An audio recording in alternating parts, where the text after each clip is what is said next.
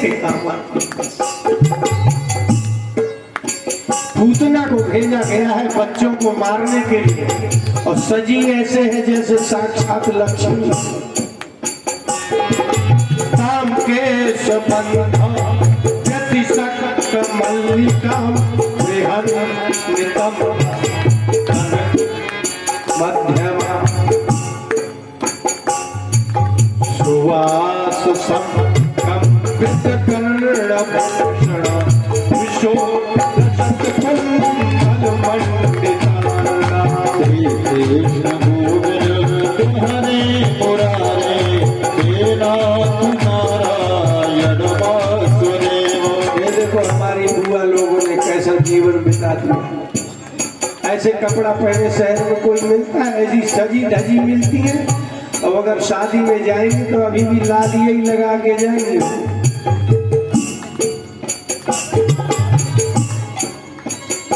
आप जाके देख लो शहर में, और ये लोग शादी में जाएंगी तो जैसी बेचारी है वैसे ही चली जाएंगी।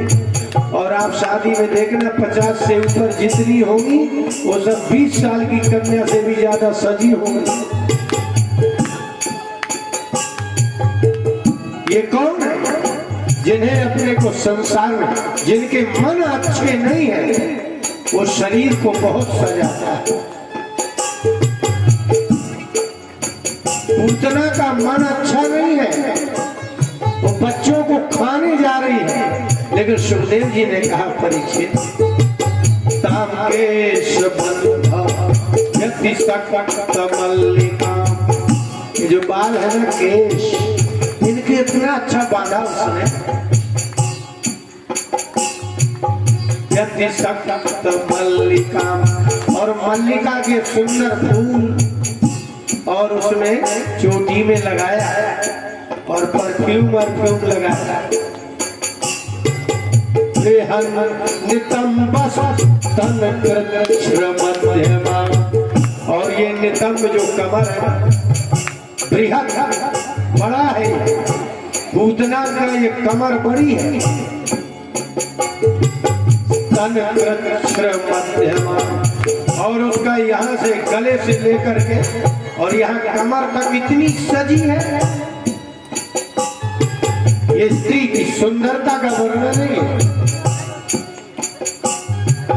सुवास संग, और जैसे गांव की स्त्रियां कपड़े नहीं पहनती, ऐसी शहर नहीं पहनती। कंपित कर्णभूषण, और कान में कर्णभूषण,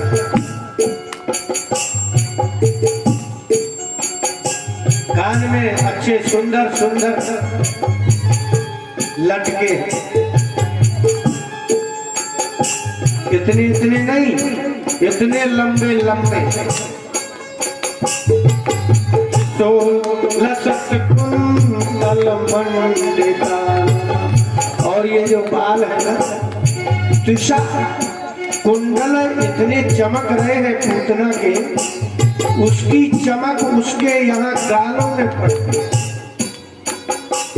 कुंडल मंडिता, और ये जो बाल है ना यहाँ से अलग छोड़ रखे हैं।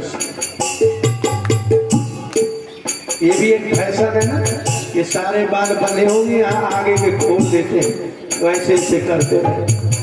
पूतना तो पहले से ऐसा चल रहा है।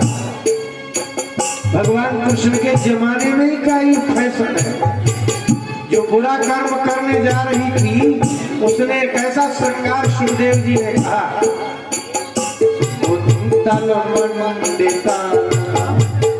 उसके जो बाल है ना आगे के वो खुले हुए, तो ये आंखों में ऐसे फोड़ करके पूरे बाल बांधने को है, लेकिन इतने से बाल नहीं बांधे, बार बार ऐसे। और चलती कैसे पलक स्मिता पांग विसर्ग विचितै मनोहरंती अच्छी स्त्री का लक्षण नहीं है जो हम सुना रहे हैं कि कंस के द्वारा भेजी हुई सुसज्जित लक्ष्मी के जैसी लगने वाली, सुंदर वस्त्र धारण करने वाली, शरीर को मढ़ करके चलने वाली चरित्रहीना लक्ष्मी दुष्ट स्त्री है।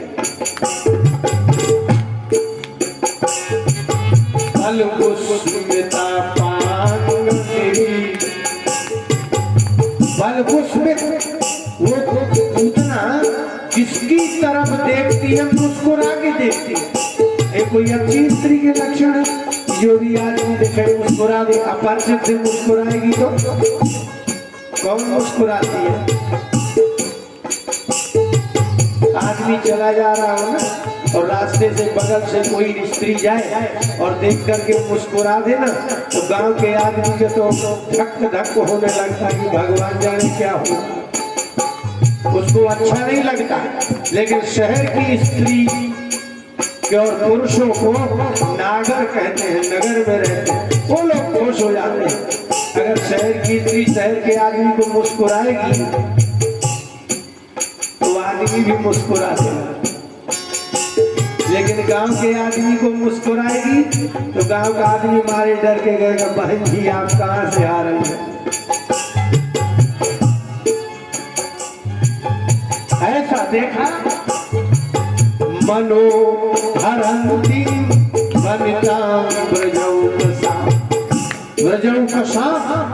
और ब्रज के गांव में रहने वाली स्त्रियां, उनकी ओर पूतना ने ऐसा मुस्कुरा के देखा, मनोहरंती। गांव की स्त्रियों को ऐसा लगा जैसे मन चुरा लिया। मंसता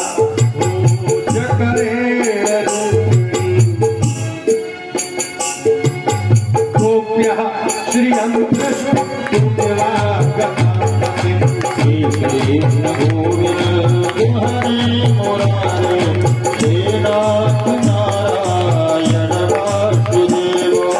लोगों को ये पता ही नहीं कि ये राक्षसी सजी धजी आ गई है। ऐसा लगता ब्रजवासियों ने, ब्रज की स्त्रियों ने सोचा अमंसता भोज करेण रूपी। अब भोज, अम्भस माने होता है जल, और जल में पैदा होने वाले कमल को कहते हैं अम्भोज। ऐसा लगता है कि लक्ष्मी जी हाथ में कमल घुमाती हुई साक्षात नारायण से मिलने जा रही।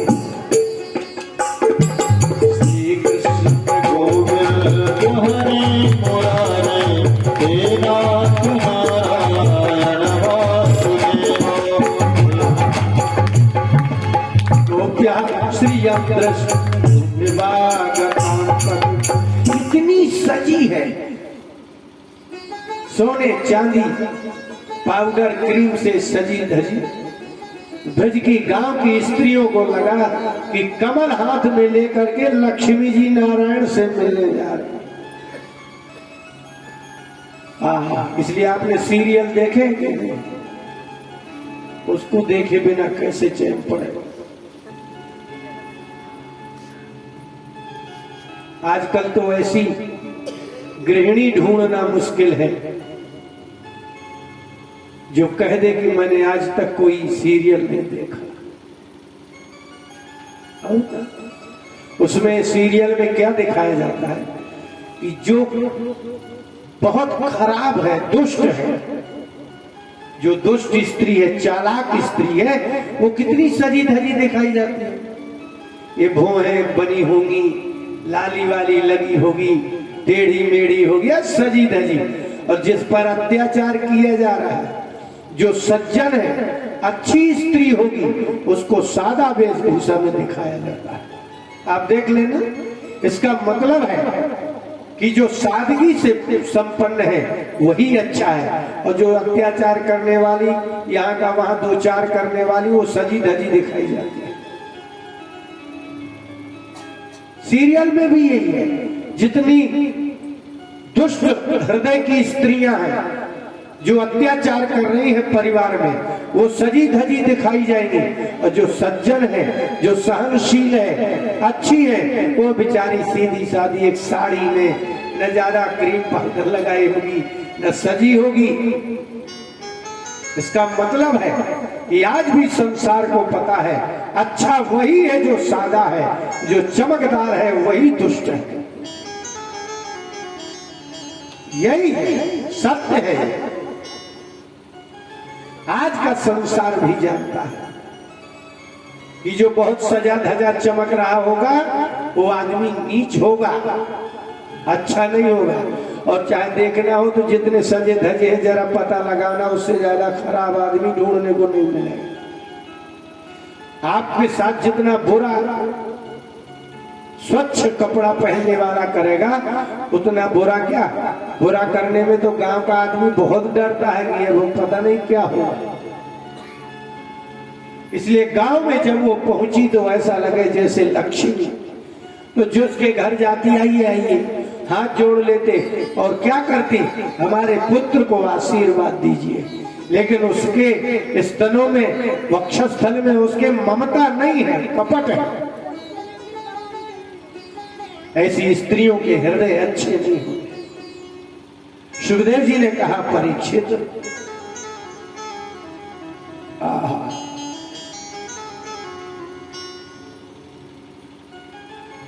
जिसके घर गई उन गांव की स्त्रियों ने साक्षात लक्ष्मी मान के आदर दे के उनको बच्चा आशीर्वाद देने के लिए दिया, और उसने आंचल में ढगा और स्तन में लगे हुए फिश को उसको पिला कर लिटा के आ गए।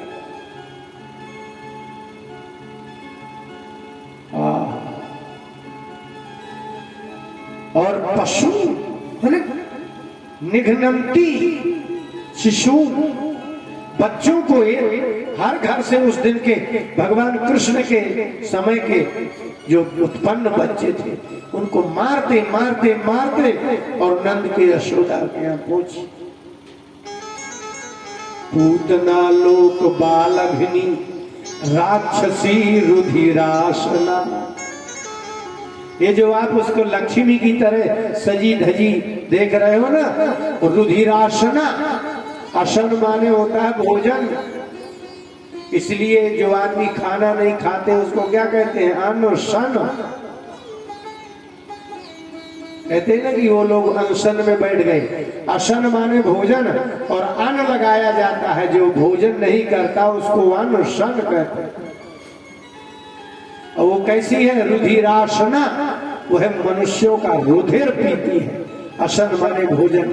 पूतना का वेशभूषा ही अच्छा है, लेकिन पीती तो वो रक्त, राक्षसी है। और बालघ्नि, जो ब्राह्मण को मारता है उसको ब्रह्मघ्न कहते हैं। ब्रह्मघ्न, ब्रह्म आधा घा और ना ब्रह्मघ्न। ऐसे ही वृत्रासुर को वेंद्र भगवान ने मारा तो हुए वृत्रघ्न। और जो आपके किए हुए उपकार को नहीं मानता उसको कहते हैं कृतघ्न। आप जिसमें आधा घा और ना लगा देंगे उसका अर्थ होगा उसका नाश करने वाला। कृतघ्न, वृत्रघ्न। पूतना ने जाने कितने बच्चे राक्षसी लोक बालघ्नि, संसार के बच्चों को मारने वाली, बहुत क्रोध में आ गए। सुखदेव जी ने कहा, परीक्षित, वो अच्छी नहीं थी, इसलिए उनकी स्वरूप का वर्णन किया। भगवान राम के पास रावण की बहन गई। रावण की बहन कैसी थी, बहुत खराब थी। चरित्र तो खराब था तो ठीक था, लेकिन शरीर भी भयानक था। बड़े बड़े काले काले बाल बिना खिंचे हुए, सुअर जैसे खड़े खड़े बाल, बड़ी बड़ी भौहें। आपने तो देखा होगा ना टीवी में जब राक्षस दिखाया जाता है तो कैसा होता है। लेकिन जब राम जी के यहाँ पहुंची तो इतनी सुंदर बन के गई कि सीता से भी ज्यादा अच्छी लग रही थी। और जाकर के बोली, तो सब पुरुष हे राम तुम बहुत सुंदर हो, तुम्हारे जैसा इस संसार में सुंदर पुरुष नहीं है। तो ये भी लिख लेना कि मेरे जैसी भी सुंदर स्त्री दुनिया में नहीं। तो सब पुरुष नमो सम नारी, मेरे जैसी औरत का यह संयोग विधि लिखा विचारी, यह संयोग विधि लिखा विचारी। राम ने कहा कि आपकी तरफ का कोई नहीं है, शादी कैसे होगी अपने साथ? अरे भाई शादी भी होती है तो कन्या का पिता आता है और भाई आता है, तो आपके साथ तो कोई है नहीं। बोले किसी की जरूरत ही कहाँ है, यह संयोग विधि लिखा, ब्रह्मा जी ने लिख दिया है आपकी हमारी शादी को, किसी दूसरे की जरूरत ही नहीं। यदि एक लड़की एक लड़के से प्यार करती है, स्त्री पुरुष करते हैं, बोले किसी की जरूरत ही नहीं है, दो की ही तो जरूरत है बस। ऐसे ही शूर्पणखा ने कहा, भगवान ने कहा भाई हमारी तो शादी ही हो चुकी है। वो भी कहती है राम तेरे जैसा कोई सुंदर नहीं तो मेरे जैसा भी नहीं। लेकिन जब भगवान और लक्ष्मण जी के यहाँ वहां 2-4 बार गई, प्रकट हो गई, फिर जैसी होती है राक्षसी वैसी हो गई। राक्षस बहुत देर तक धीरज नहीं धारण कर सकता, उसका गुण प्रकट हो ही जाता। और पूतना चली और अब नंद के दरवाजे आई, इतने बच्चों को मार करके आई। भगवान ने कहा आ जाओ। श्री कृष्ण गोविंद हरे मुरारे, हे नाथ नारायण वासुदेव, बालक कपिचिन्वती शिशु यदृच्छया नन्दगृहे सदन्तकम्। सबका घर देखती हुई कहाँ पहुंची? यदृच्छया नन्दगृहे सदन्तकम्। नंद बाबा के घर के पास पहुंच गई। पूछा नहीं किसी से, लेकिन जिसके घर बच्चा होता है ना, उसके घर कुछ ना कुछ भीड़ रहती है। उतना पहुंची, बालम प्रतिक्षण ननिजोरु तेजसम।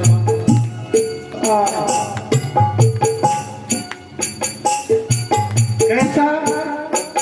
प्रतिक्षण ननिजोरु तेजसम। भगवान का तेज बहुत है, लेकिन वो ढका हुआ है। कैसे? तदर्श तल्पे निवाहितम भसी। आप लोग भस्म कहते हो ना, संस्कृत में भस्म को भस है। हमारे यहाँ जब वो खेत खलिहान में उड़ाया जाता है उसको कहते हैं भस लग रही है।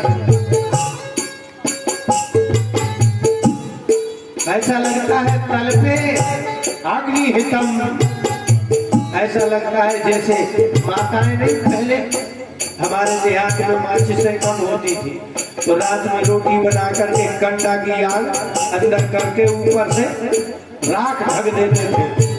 भगवान कृष्ण नंद के यहाँ ऐसे छिपे बैठे हैं जैसे ऊपर से ढकी हुई राख और अंदर आग। क्या उदाहरण! तेज अग्नि ऐसे छिपा है। कृष्ण भगवान नंद के यहाँ ऐसे छिपे बैठे हैं जैसे भस्म राख के नीचे कोई अग्नि ढक दी गई। बालक मारिका चरा चरा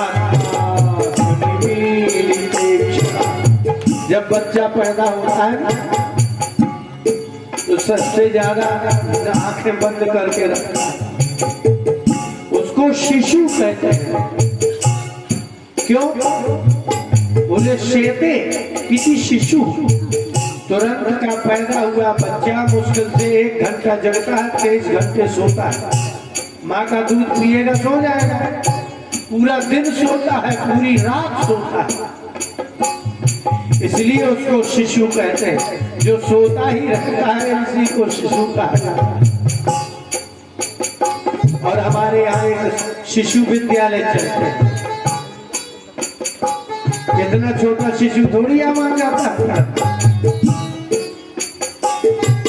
चरा चरात्मा भगवान ने कहा आ जाओ आ जाओ, मैं राख में ढकी हुई अग्नि हूँ। भगवान ने आंखें बंद कर अनंत मारो भयदंग कमंतकम रथो रगम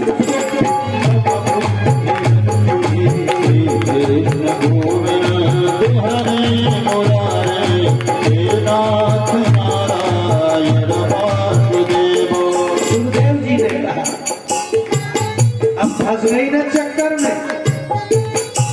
अज्ञानी आदमी को ज्ञान नहीं होता, लोग तो रस्सी को सांप समझ के पकड़ लेंगे तो मरेंगे नहीं, लेकिन कोई सांप को ही रस्सी समझ के पकड़ लेगा तो मरेगा भी नहीं।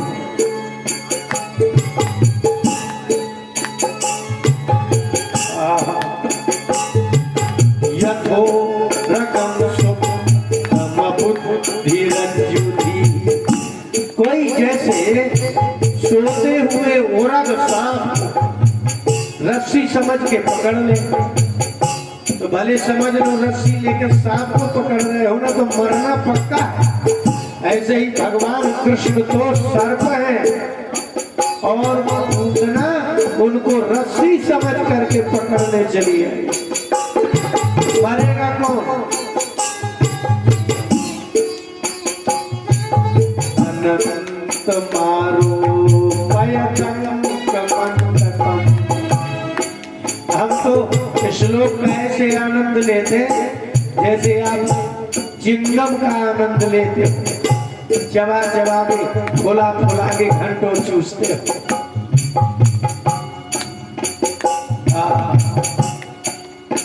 जब आपको ज्ञान होगा ना बहुत आनंद आएगा, अज्ञान में आनंद नहीं। इस संसार में अंत किसका होना है? पूतना का, और जिसका अंत नहीं होता उसको अनंत कहते हैं। तो जिसको मारने आई है वो अनंत है और जिसको मारने आई है वो उसका अंत करते हैं।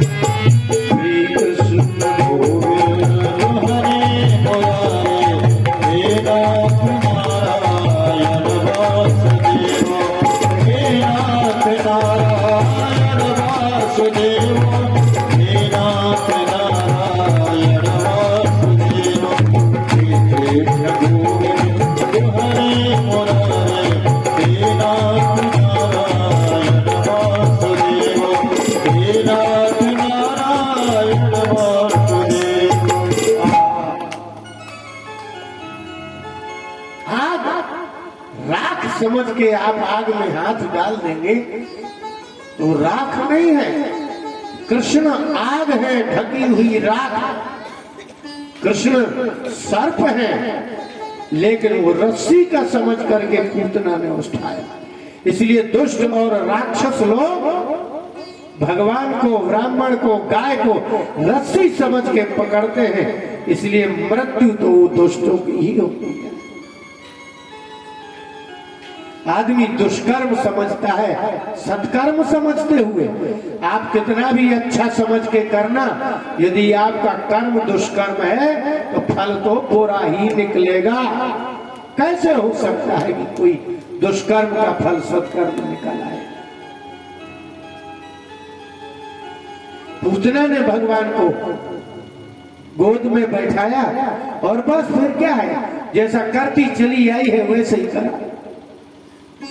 दुष्ट की विशेषता होती है, चोर मालूम है कब पकड़ जाता है, जब वह चोरी को धंधा बना लेता है। चोरी से कहीं जिंदगी चलती है भाई। अरे एक बार 1 करोड़ रुपया चुकाओ और अपना दूसरा धंधा करने लगो तो ईमानदार बने रहो, लेकिन तुम चोरी को ही जिंदगी बना रहे हो। जिंदगी कभी चोरी से कभी पार होती ही नहीं। इसलिए कोई दुष्ट चाहे कि मैं जीवन दुष्टता में निकाल लूंगा, हो ही नहीं सकता। कोई ना कोई मार ही डालेगा। पाप से कहीं जीवन चलता है। पुण्य चाहो तो आप जन्म से और 100 साल तक लगातार करते रहो तो भी कर सकते हो, लेकिन पाप पूरी जिंदगी नहीं कर सकते। एक ना एक दिन आपकी अकाल मृत्यु ही होती है, क्योंकि पाप से जीवन चलता ही नहीं। लेकिन इन राक्षसों ने, दैत्यों ने तो नियम ही बना लिया, किसी को भी मार देंगे। लेकिन आज जिसके चक्कर में पड़ गई है पूतना, वहां मरेगी पक्का। इसलिए जो गुंडे हो रहते हैं ना, दुष्ट रहते हैं, 10, 20, 50, 100 आदमी को डरवा दिया, किसी ऐसे के चक्कर में फंस जाता कि वही उसको मार देता। ऐसा कहीं होता है कि पूरे संसार का दुष्ट ही राजा हो जाए? होता ही नहीं। इसलिए भगवान ने कहा चलो खोलो, लिटाया। यशोदा ने कहा कि लीजिए हमारे पुत्र को।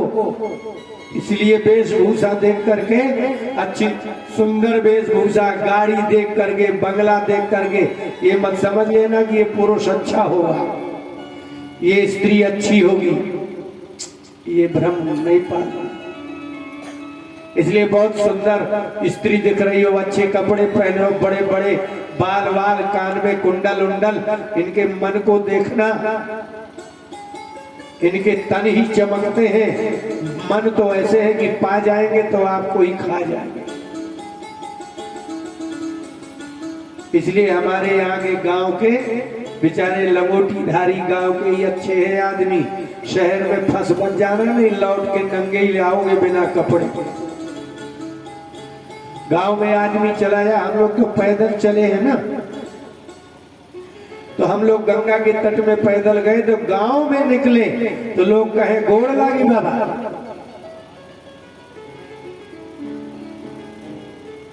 हम लोग खड़े हो जाए, हम कहे माँ कुछ है? हाँ बोला।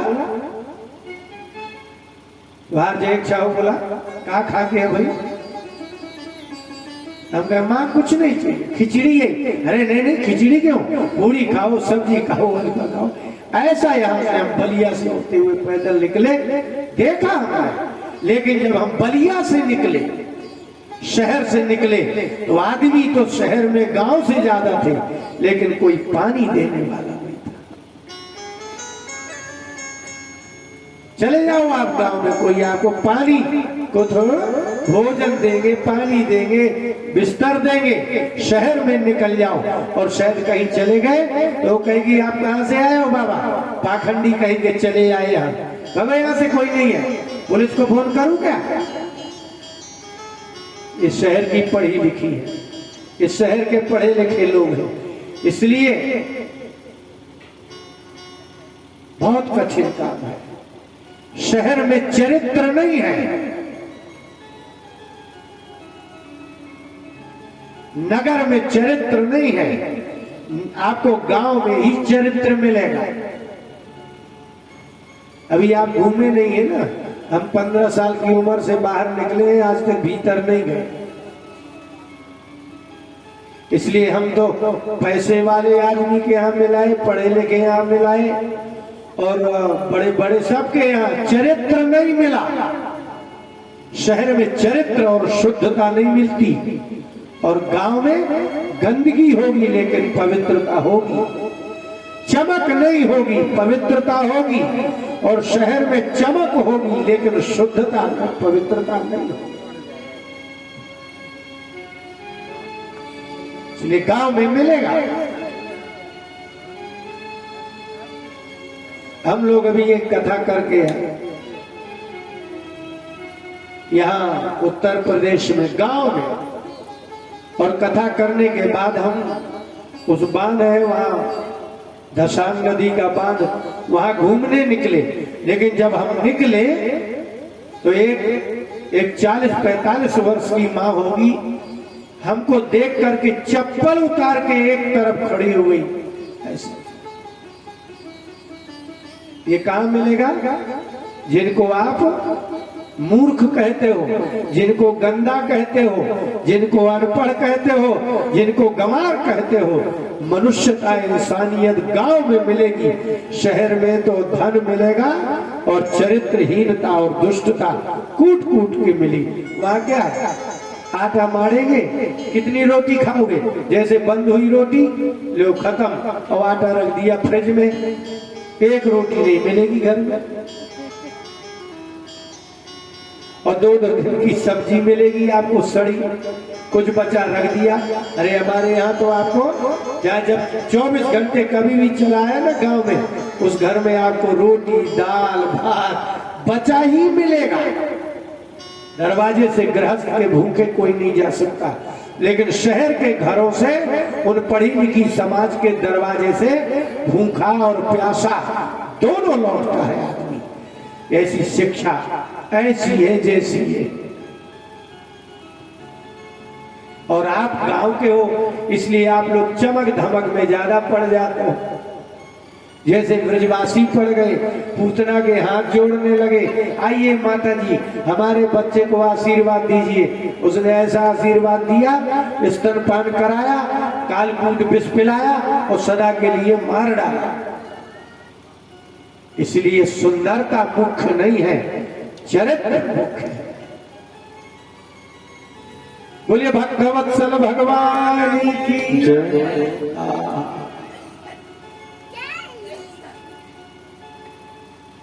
भगवान ने कहा तो पिला ही दो। गाढ़म कराभ्याम, जैसे बच्चा माँ का दूध पीता है, आपने देखा कैसे पीता है? जैसे बोतल पीता है ना बच्चा, ऐसे माँ का वक्षस्थल ऐसे दोनों हाथों से पकड़ के पीता है। भगवान ने कहा हमने कभी पिया तो है नहीं, लेकिन नाटक कर सकते हैं कि दूध कैसे पिया जाए। तो गाढ़म कराभ्याम भगवान प्रपीज्य तत्। भगवान ने अपने छोटे, देखने में हाथ छोटे थे तो ताकतवर, क्योंकि आप तो छोटे से बड़े होते हो ना, भगवान तो बड़े से छोटे बने थे। उल्टा है, आप तो इतने से हो तो आपके तो ताकत जब आएगी जब इतने बड़े हो जाओगे 10 साल बाद। लेकिन वो तो बड़े से छोटे बने हैं, वो नाटक कर रहे हैं छोटे का, वो छोटे हैं नहीं। और आप नाटक कर रहे हो बड़े का, और बड़े हैं नहीं। भगवान बड़े हैं तो बड़ छोटे का नाटक कर रहे हैं, और आप छोटे हो तो क्या का नाटक कर रहे हैं? बड़े हो गए। भगवान ने दोनों हाथों से उसका स्तनपान किया और बोले अब दूध तो निकलना नहीं है क्योंकि जहर ही जहर है। भगवान बोले अब जहर तो पी ही लेंगे, लेकिन अब पी के ही मानेंगे। इसलिए प्राण ही समम रोष समन्वितो। बोले अब पूतना अब दूध नहीं है, अब हमने जहर भी पी लिया, अब तुम्हारे प्राण बचे, अब यही पीना शुरू कर देते हैं। और रोष समन्विता, क्रोध में आकर के भगवान ने उसके प्राण ही पी लिए। छटपटाई प्रसार्य गोष्ठे निज रूपमा स्थिता और वो वहां से चिल्लाई छोड़ो छोड़ो, आकर के गौशाला में या एक गाय खड़ी होती है वहां आई और प्रसार्य अपने हाथ पैर पटकने लगी और निज रूपम आस्थिता, और वह दुष्टा अपने भयानक रूप में बड़े बड़े दांत, बड़ा बड़ा पहाड़ जैसा शरीर आ गई। भगवान बोले अब ठीक है, अब तुम आ गए ना अपने स्वरूप में। पाखंडी बहुत देर तक पाखंड नहीं कर सकता, दुष्ट कभी शांति का पाखंड बहुत देर तक थोड़ी कर सकता है। कर सकता है। एक आदमी होता है अनपढ़ और एक होता है पढ़ा लिखा। अनपढ़ आदमी पढ़े लिखे होने का नाटक कितनी देर कर सकता है, कितने दिन, और पढ़ा लिखा आदमी चाहे तो अनपढ़ होने का नाटक करे तो बहुत दिन तक कर सकता है। इसलिए भगवान नाटक कर रहे हैं संसार का आदमी होने का, लेकिन ये जो नाटक करके बैठी थी अच्छी स्त्री होने का, वो तो खुल गई पोल। भगवान ने उसको मारा और उसकी छाती में लेटे रहे।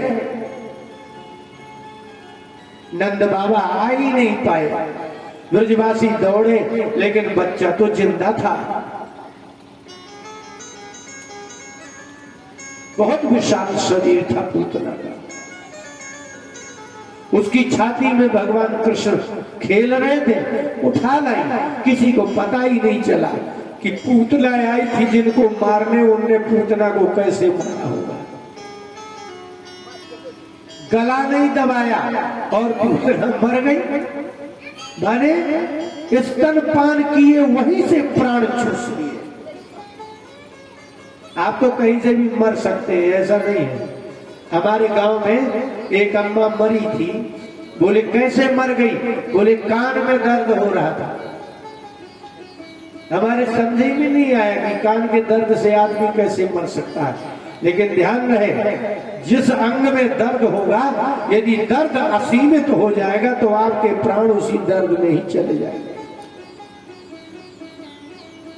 यहाँ कान से, घुटने से, पेट से, ऐसा अर्थ नहीं है। भाव प्रकाश में, आयुर्वेद के ग्रंथ में मर्म स्थान लिखे जहां से बहुत जल्दी प्राण जा सकते हैं। उसमें आपका गला है, आपका पेट है, ये सब मरने के स्थान है, हृदय। लेकिन यदि जिस अंग में रोग हो जाएगा, मान लीजिए पैर में दर्द होने लगा लेकिन अधिक दर्द होगा तो मृत्यु तो हो ही जाएगी। उनने कहा अंत में सारा शरीर मर्म स्थान, सारा शरीर मर्म स्थान, जहां से भी अधिक दर्द होगा आपकी मृत्यु हो जाएगी। इसलिए भगवान ने इतना दर्द दिया कि उसके प्राण चले गए। जब तक नंद बाबा आते, ब्रजवासियों ने उसको पेड़ वेड़ डाल करके आग लगा दी, और जब आग लगाई तो सबके शरीर से दुर्गंध आती है, लेकिन भगवान ने पूतना का स्पर्श किया था, अतर जैसी सुगंध आ रही थी, परफ्यूम जैसी।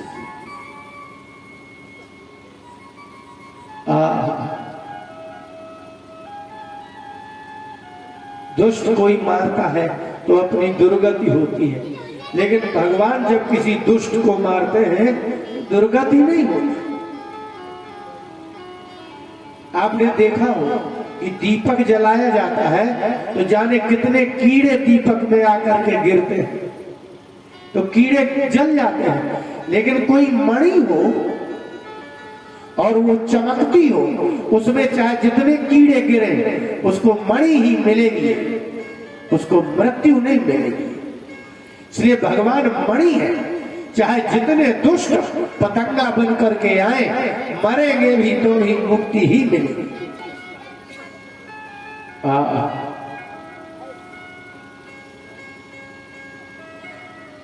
पूतना का तो मोक्ष हो गया।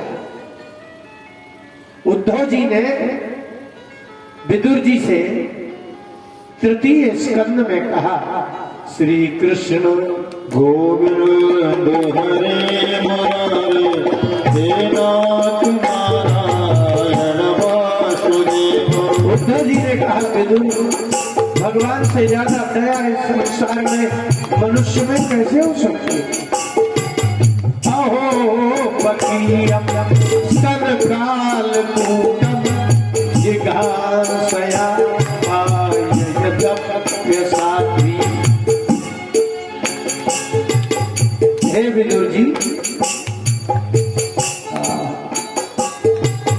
अहो बकीयम, इसके भाई का नाम था बकासुर। वो भी बगला का रूप धारण करके कृष्ण भगवान को मारने आया था। और उसकी बहन है ये बकी। स्तन काल कूट, ये अपने स्तन में काल कूट विष लगा करके आई थी, जिससे बचता ही नहीं कोई। जिघांसया, मारने की इच्छा से ही आई।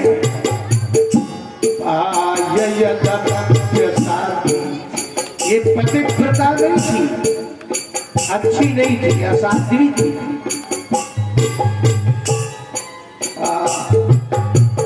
लेकिन आश्चर्य है कि बुरी थी, हृदय भी खराब था, शरीर भी खराब था, जन्म भी खराब था, कर्म भी खराब था। इस दिनों में काल कूट विष लगा करके आई और कृष्ण भगवान को खिलाया। लेकिन ले गति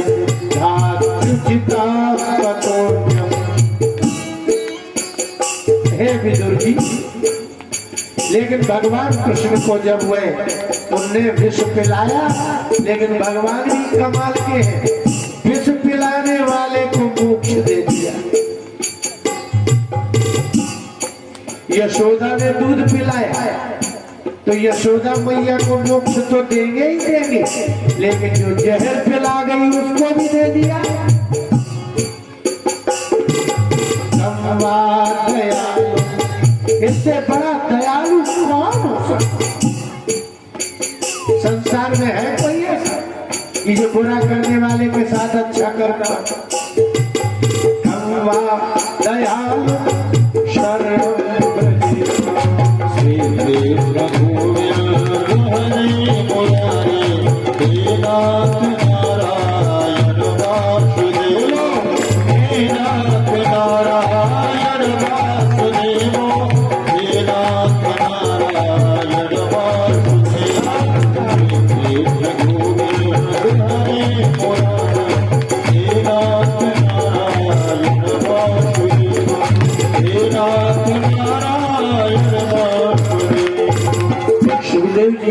परीक्षित, तुम सोचो। क्या सोचो? बोले जिघांसयापि हरये स्तनम दत्वाप सद्गति।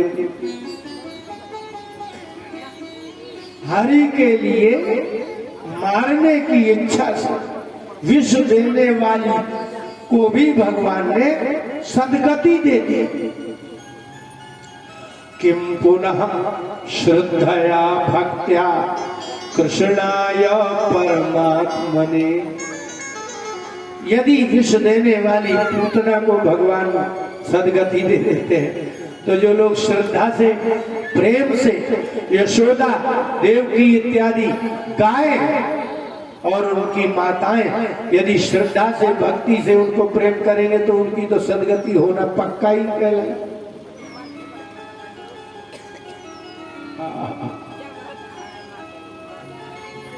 कृष्ण भुक्त स्तन क्षीरा किम गावो मातरा। उन गायों की तो सद्गति पक्का है। कृष्ण भुक्त स्तन क्षीरा। कृष्ण भगवान ने जिन गायों के स्तनों से निकले हुए दूध को पिया है, उन गायों के क्या कहना? फिर उनकी माता यशोदा जी का क्या कहना? इसलिए सब भगवान के इसलिए कहा कि सत्य यही है कि भगवान तो मणि के समान है। इनमें कितने भी पतंगे उड़े जाएं, उनको प्रकाश तो मिलेगा लेकिन मृत्यु नहीं मिलेगी। लेकिन जलते हुए दीपक में यदि वो जाते हैं तो मारे जाते हैं, जल जाते हैं। इसलिए भगवान साक्षात मणि है, मणि ही मिलेगी।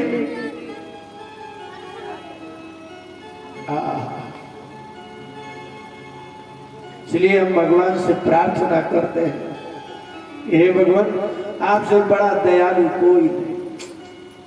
सब यहाँ जब नाटक चल रहा है दया का, किसी को 1 घंटे दया आती है, किसी को 1 मिनट दया आती है। ट्रेनों में देखो आप, एक से एक दयालु मांगने वाले आएंगे तो 1 रुपया देते हैं। अब 1 रुपया में उसके पता नहीं क्या महल खड़े हो जाएंगे। इसलिए तो जीवन भर भीख ही मांगता रहता बेचारा, 1-1 रुपया दिन भर मांगता है। इसलिए हम भगवान से कहते हैं, प्रभु तेरी दुनिया है हे भगवान, इसे तू ही संभालेगा। जीव माया में बेबस है, इसे तू ही संभालेगा। जीव माया में बेबस है, इसे तू ही संभालेगा। तेरी दुनिया है भगवान, इसे तू ही संभालेगा। जीव माया में बेबस है, इसे तू ही संभालेगा। जीव माया में बेबस है, इसे तू ही संभालेगा। हमारे बस का नहीं है कि हम किसी का भला कर सकें, हम किसी का कल्याण कर सकें। हमारे हाथ में कुछ है।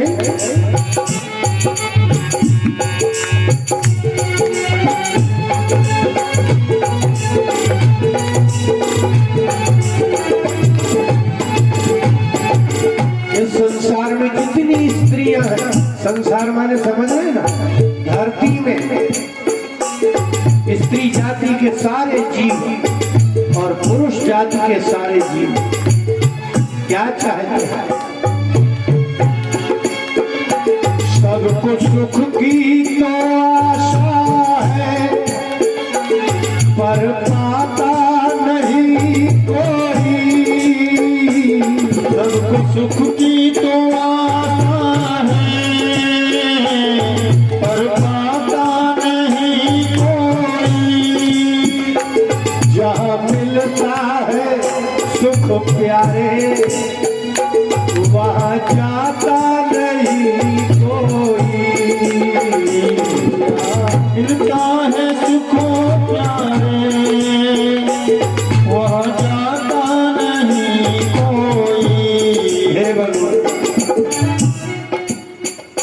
सबको सुख की तो आशा है, पर पाता नहीं कोई। जहाँ मिलता है सुख प्यारे, वहाँ जाता नहीं कोई। क्यों नहीं मिलता सुख? इस झूठे फरेबी को, इस झूठे फरेबी को बस तू ही संभालेगा। इस झूठे फरेबी को बस तू ही संभालेगा। जीव माया में बेबस है, इसे तू ही संभालेगा। जीव माया में बेबस है, इसे तू ही संभालेगा।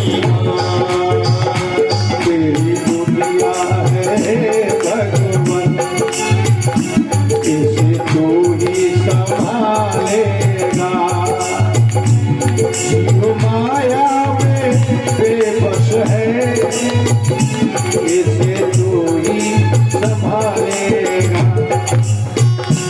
अंत दुखदाई होता है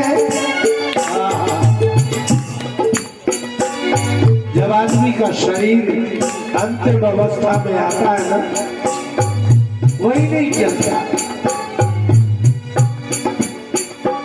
अंत दुखदाई होता है, यहाँ रहता नहीं कोई।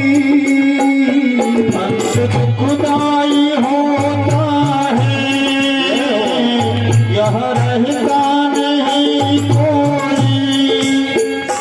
शांति हो मन में जिससे वो, यहाँ कहता नहीं कोई।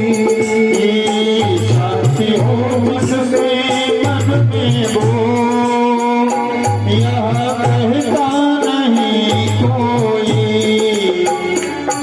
यहाँ जिसका नहीं कोई, उसे तू ही संभालेगा। जीव माया में बेबस है, इसे तू ही संभालेगा।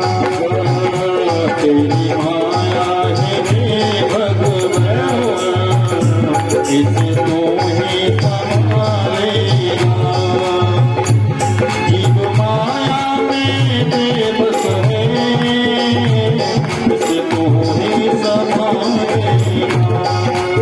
हमें कोई लेना देना, तेरी दुनिया है भगवान, इसे तू ही संभालेगा।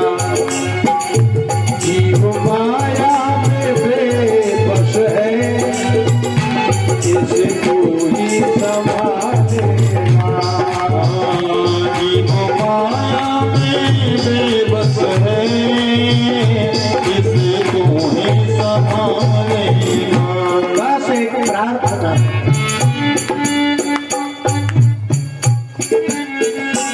नाम तेरा नहीं निकले,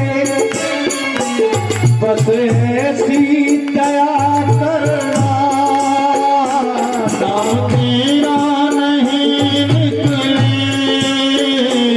बस ऐसी दया करना। हे भगवान, महात्मा कहते हैं राम नाम लिया कर, लेकिन ये निकलता ही नहीं।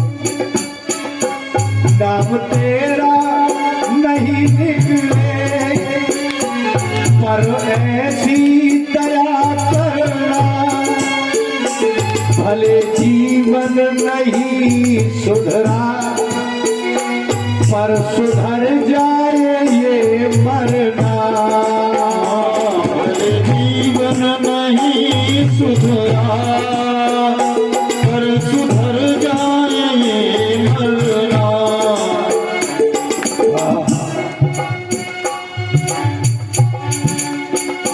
ब्रजपाल का कोई नहीं, इसे तू ही संभालेगा। जीव माया में बेबस है, इसे तू ही संभालेगा। जीव माया में बेबस है, इसे तू ही संभालेगा। तेरी माया है हे भगवान, इसे तू ही संभालेगा। जीव माया में बेबस है, इसे तू ही संभालेगा। जीव माया में बेबस है, इसे तू ही संभालेगा। बोले भक्त वत्सल भगवान की जय। अपने बस का कुछ नहीं। यदि विष देने वाले को भी भगवान ठीक ठाक कर देते हैं, तो थोड़ी बहुत श्रद्धा से प्रेम से करेंगे तो और अच्छा कर देंगे। सुखदेव जी ने कहा, परीक्षित देखने में लग रहा है कि भगवान बड़े हो रहे हैं, अब जब छोटे हो गए हैं तो धीरे धीरे वो बड़े भी होंगे।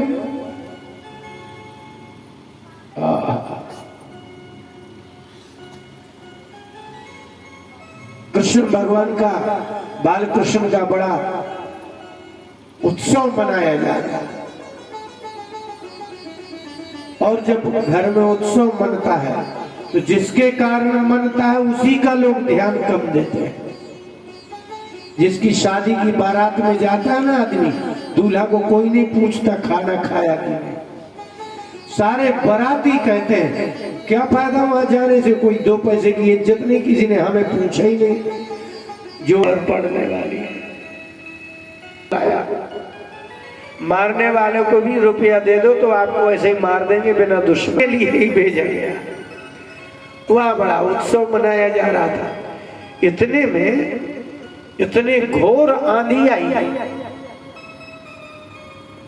ये कोई मामूली लोग नहीं है। कोई आंधी बन जाता है क्या? आप यहाँ धरती में कोई है जो हवा बन जाए? इसलिए जो राक्षस है, दैत्य है, वो भी भगवान ही के हैं। यहाँ कोई धरती में जो पैदा हुआ कोई हवा बन सकता है? ये जो अपने यहाँ कभी कभी ऐसी आंधी आती है कि वो वर्तुलाकार घूमने लगता है, वो उसको आप यहाँ क्या कहते हैं? नहीं, यहाँ की भाषा में क्या कहते हैं? ऐसे ही वो गोल गोल बनती है, उसी का नाम है तृणावर्त। तृण माने होता है तिनके, और तिनकों के आवर्त माने घूमने का नाम तृणावर्त है। और वह दैत्य ऐसा बना, तिनकों का आवर्तन। एक शब्द है पुनरावर्तन। आवर्तन माने होता है लौटना, और पुनः माने फिर से लौटना।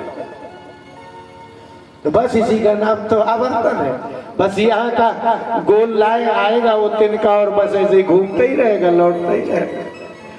एक आंधी आई, इतनी आंधी आई कि सबकी आंखों में धूल चली गई, और इतने में वो दैत्य श्री कृष्ण को उठा के ले गया, ऊपर ले गया।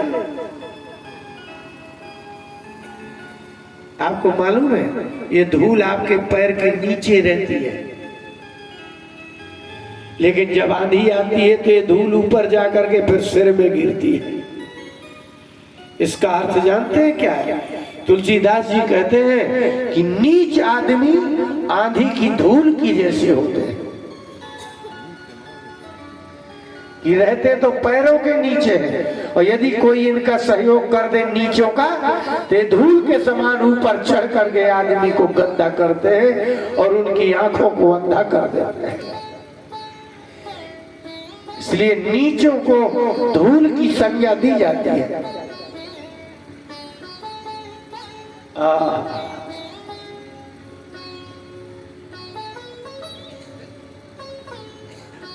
तृणावर्त उड़ा के ले गया। इसलिए कहते हैं ना भगवान का ही बनाया संसार है। जब भगवान आते हैं तब देखते हैं कि यहाँ के लोग कैसे हैं, कैसा निर्माण है। तृणावर्त ऊपर ले गया, और वहां भगवान को दिखना ही था, वो तो थे ही, उन्हीं के तो लोग हैं। उनने उसका गला पकड़ लिया, गला पकड़ लिया, और बस फिर क्या छोड़ ही नहीं। संसार और भगवान एक जैसा है। संसार पकड़ता है तो वो भी नहीं छोड़ता, और भगवान पकड़ते हैं तो वो भी नहीं छोड़ते। मीरा ने एक दिन गिरधर से कहा कि गिरधर कभी ये मूर्ति से निकल के आओ, दिखा तो दो। भगवान ने स्वप्न में कहा कि मीरा, जब तक मैं मूर्ति में हूं तभी तक तुम चैन से जी रही हो, और जिस दिन तुम मुझे देख लोगी उस दिन तुम बेचैन हो जाओगी, और ये संसार तुम्हें जीने नहीं देगा। नहीं मानी, और जब मीरा नहीं मानी तो एक दिन वो निकल आए। उनका सौंदर्य देखा, उनका माधुर्य देखा, उनका सौरस्य सौगंध लावण्य देखा, उनकी मधुर मुस्कान देखी, उनका देदीप्यमान तेज देखा। और बस उसी दिन मीरा पागल हो गई। लोग कहने लगे क्योंकि मीरा को तो अब वही मनोहर मूर्ति चाहिए और कुछ नहीं, मेरे तो गिरधर गोपाल। इसलिए भगवान जब तक तुम्हारे हृदय में है तभी तक तुम पत्नी पुत्र मित्र परिवार धन दौलत के साथ हो। जिस दिन वो हृदय से बाहर निकल आएंगे उस दिन तुम दुनिया के लिए दुश्मन हो जाओगे। सारे दुनिया के व्यवहार तुम्हारे अलग, दुनिया अलग, तुम अलग थलग हो जाओगे। इसलिए इतना ही अच्छा है